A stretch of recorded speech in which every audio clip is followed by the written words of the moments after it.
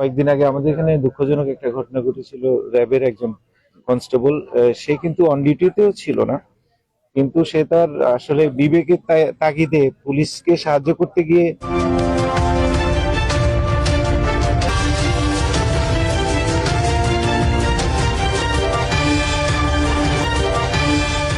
সে খুনের শিকার হয়েছে। অত্যন্ত দুঃখজনক ঘটনা। এরপরে আমরা কিন্তু ম্যাসিভ ড্রাইভ দিয়েছি এবং এক রাতে আমরা 166 জনকে আটক করেছি। গতকাল রাতভর আমাদের অভিযান চালু ছিল এবং আমরা 81 জনকে আটক করেছি। আমাদের এই কার্যক্রমগুলো অব্যাহত থাকবে এবং এখানে ছিনতাই, চাঁদাবাজি এগুলো নির্মূল না হওয়া পর্যন্ত আমরা কিন্তু থামছি না। তাদের উদ্দেশ্যে বক্তব্য হচ্ছে যে এখানে ক্রয় বিক্রয়ে আপনারা নির্বিঘ্নে আসতে পারেন। আমরা আমাদের সমস্ত প্রস্তুতি আমরা রেখেছি এবং এবার ঈদে আমরা বলতে গেলে আমাদের পুলিশ ফোর্সকে ছুটি দিতে পারিনি। তারা কিন্তু তাদের রেগুলার ডিউটির বাইরেও রাতের বেলা অতিরিক্ত ডিউটি করছে, অতিরিক্ত পরিশ্রম করছে এবং আমাদের সিনিয়র অফিসার যারা, তারাও কিন্তু সারা রাতই মাঠে ময়দানে অবস্থান করছে, তাদের ডিউটি তদারক করছে।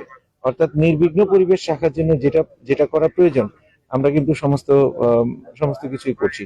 এবং আমাদের এইখানে এই ছিনতাই এর উৎপাত কিছুদিনে আমরা একটু লক্ষ্য করেছি একটু বেড়েছে। এগুলোর ব্যাপারে আমাদের অত্যন্ত কঠোর অবস্থান থাকবে। আমরা দেখেন, আমরা অনেকগুলো মেজার আমরা নিয়েছি এবং আমরা এটাও বলেছি যে ঈদের ছুটির সময় যদি আপনারা বাড়ি যান, নগদ টাকা, স্বর্ণালংকার, মূল্যবান জিনিস যদি থাকে আপনারা নির্বিঘ্নে থানায় অথবা পুলিশ কমিশনারের অফিসে আপনারা রেখে যেতে পারেন।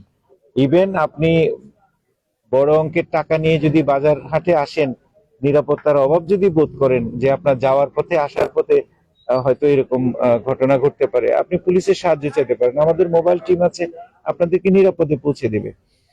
তো আমরা সমস্ত ব্যবস্থায় কিন্তু রেখেছি। আমাদের 999 তো আছেই, আমাদের নিজস্ব যে হটলাইন নাম্বার, সেই হটলাইন নাম্বারটাও খোলা আছে, জিনিয়া অ্যাপও আছে। তো আমরা তো সমস্ত ব্যবস্থায় ওপেন রেখেছি। এখন এগুলো হয়তো সচেতনতার অভাবে অথবা যে কোনো কারণে হোক, এটা যেরকম ব্যাপক ভিত্তিতে ব্যবহার হওয়ার কথা সেটা ওরকম হচ্ছে না। এটা যত বেশি আমরা ব্যবহার করব আমরা কিন্তু নিরাপদে থাকবো। মোট কথা নিরাপত্তাটা রক্ষার জন্য আমরা এখানে সর্বোচ্চ মেজার কিন্তু নিয়েছি।